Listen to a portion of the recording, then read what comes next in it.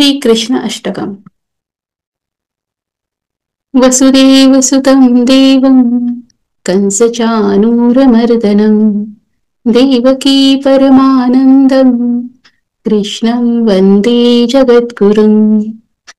आतसी पुष्पसङ्काशं हारनूपुरशोभितं रत्नकङ्कणकेयूरं कृष्णं वन्दे जगद्गुरुम्। कुटीलालकसंयुक्तं पूर्णचन्द्रनिभाननं विलसत्कुण्डलधरं कृष्णं वन्दे जगद्गुरुम्।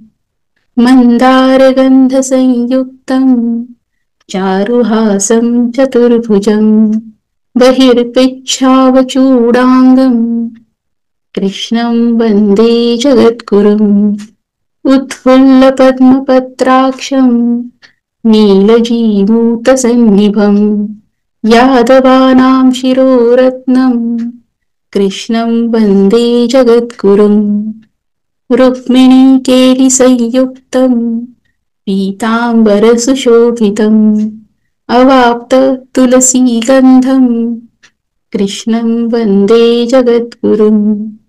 गोपिकानां कुचद्वन्द्व कुङ्कुमाङ्कितवक्षसं श्रीनिकेतं महेश्वासं कृष्णं वन्दे जगद्गुरुम्।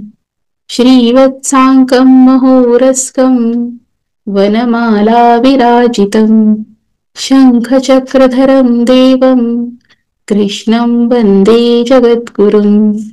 कृष्णाष्टकमिदं पुण्यं प्रातरुत्थाय य पठेत् कोटिजन्मकृतं पापं स्मरणेन विनश्यति। इति श्रीकृष्णाष्टकं सम्पूर्णम्।